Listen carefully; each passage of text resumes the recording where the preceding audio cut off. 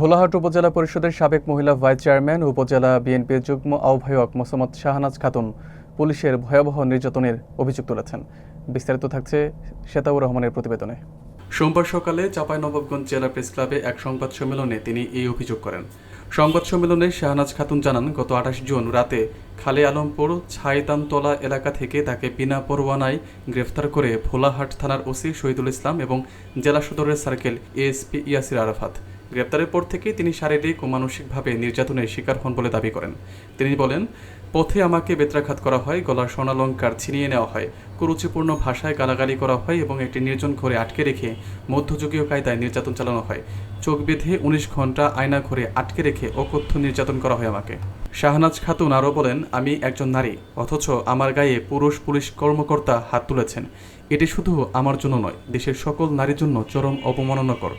তিনি এই ঘটনার সঙ্গে জড়িত পুলিশ কর্মকর্তা, বিশেষ করে ওসি শহীদুল ইসলাম ও সার্কেল এএসপি ইয়াসির আরাফাতের দৃষ্টান্তমূলক শাস্তি দাবি করেন। সেই সঙ্গে নিরপেক্ষ ও স্বাধীন তদন্ত কমিটি গঠনেরও আহ্বান জানান। এ বিষয়ে অভিযুক্ত পুলিশ কর্মকর্তাদের তাৎক্ষণিক বক্তব্য পাওয়া যায়নি। আমি শুধু এটুকুই বলবো যে আমার সাথে যা হয়েছে খুব অসহায় নারীর মতো আমি শুধু সেদিন সহ্য করেছি। আমার পরিবার, আমি যখন ১৯ ঘন্টা আত্মগোপনে আমাকে রাখা হয়েছিল আইন শৃঙ্খলা বাহিনীর ক্যাপচারে, আমার পরিবার জানে না। আমি শুধু টেনশন করছিলাম, আমার মা অসুস্থ, আমার মা না জানি কি করে, হার্ট ফেল করে যদি মারা যায়, যে আমার মেয়েকে কোথায় নিয়ে গেল।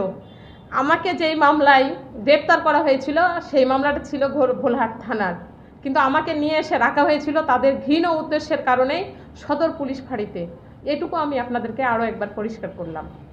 শুধু এই বিবেক দিয়েই আপনারা দেখবেন যে কেন আমাকে এখানে নিয়ে আসা হয়েছিল, কেন এত দূরে নিয়ে এসে আমাকে রাখা হলো, কেন ১৯ ঘন্টা পরে আমাকে পরের দিন কেন আদালত চত্বরে নিয়ে আসা হলো, কেন আমাকে সাথে সাথে আদালতের মাধ্যমে জেল কারাগারে প্রেরণ করা হলো না।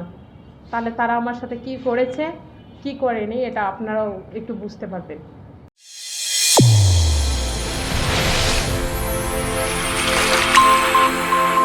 চ্যানেল A1 হৃদয় রেসপন্স।